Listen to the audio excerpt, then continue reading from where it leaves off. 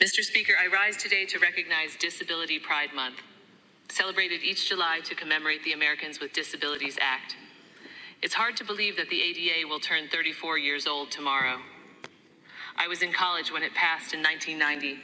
Today, an entire generation has never known life without the protections that exist because of the ADA. We have come a long way from the days when sidewalk curbs would routinely cause insurmountable challenges for Americans in wheelchairs, and now, when accommodation is the rule, not the exception. As a new member of the differently abled community, I believe it's important not only to celebrate how far we've come, but also to recognize how far we still have to go. The issue of disability rights and accessibility has been one I've worked on closely since my first days in public office. When I served in the Virginia State Senate back in 2015, I worked alongside Connor Cummings, a young Virginian with autism who lived in my district, and his mom, Sharon, to pass Connor's Law, legislation that closed a loophole and extended parental support for severely disabled and special needs children over age 18, giving relief to single parents. I've had the pleasure of welcoming Connor and Sharon to Capitol Hill to testify on the impact of Connor's Law for families like theirs and the need to replicate it in states across the country. The proudest vote I took in the state Senate was in 2018, when we voted finally to expand Medicaid in Virginia. Through this monumental action, we extended affordable health care access to hundreds of thousands of the most vulnerable Virginians, including many of those living with disabilities. That's also why I fought so hard once coming to Congress to successfully protect and expand the Affordable Care Act, including preventing insurance companies from discriminating against people with pre-existing conditions and defending the elimination of lifetime caps on coverage, which would be devastating for families of those with disabilities. In fact, the very first constituent meeting I took when I came to Washington in 2019 was with the Little Lobbyists, a group of families with young children with complex medical needs and disabilities. I invited one of those families to be my guest at the State of the Union in 2020 to highlight just how important fighting back against efforts to undermine the ACA was for families like theirs.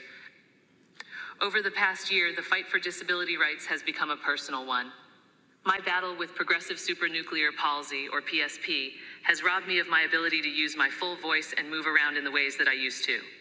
Rather than striding confidently onto the House floor to vote, I gratefully accept rides across Independence Avenue, and yes, I get the irony, from my office to the Capitol. I rely on a walker to get around, and in all likelihood, before my term ends, I will appear on the House floor for votes in a wheelchair. I can no longer give the same kind of impassioned, impromptu speeches during debates on the floor or in committee hearings. This very impressive AI recreation of my voice does the public speaking for me now. I found myself understanding firsthand just a fraction of the challenges that so many Americans live with each day. It's been a big adjustment for me, for my family, for my team, and for my colleagues who have known me for years and have had to watch me go through these challenges. But mine is not a unique story. Millions of Americans face challenges that make it harder to move, speak, act, or otherwise live their day-to-day lives. But that disability does not define who they are. I certainly have not allowed my new challenges to define me. This is not a situation I would have chosen to find myself in. I never thought that at my age and otherwise good health, something like PSP could, in the space of just over a year, rob me of my ability to speak, run, or dance, and force me to stop doing the job that I love. I also never expected to be in a position to make history by being the first member to use an augmentative and alternative communication, AAC, device on the House floor. I used to be one of those people who hated the sound of my voice. When my ads came on TV, I would cringe and change the channel. But you truly don't know what you've got till it's gone, because hearing the new AI of my old voice for the first time was music to my ears. It was the most beautiful thing I had ever heard, and I cried tears of joy. I'm not going to sugarcoat the difficulties that I've faced the past year, but what has brought me a renewed sense of determination is the opportunity to use this unique platform to try to help others. The supportive messages I've received have been overwhelming, especially from those facing similar speaking or movement challenges who see someone like me, who just happens to be in the spotlight, persevere in the same ways that they are. I'm not doing it for praise or admiration, but I do hope that when people see me continuing to do all I can to keep living my life and doing this job I love as best I can, they understand and appreciate the courage, resilience, and spirit that so many Americans of differing abilities demonstrate each and every day.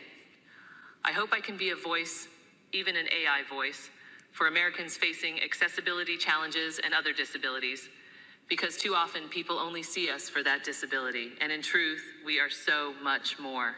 Mr. Speaker, I ask my colleagues to join me in recognizing this Disability Pride Month and in celebrating the strength and perseverance of the disability community.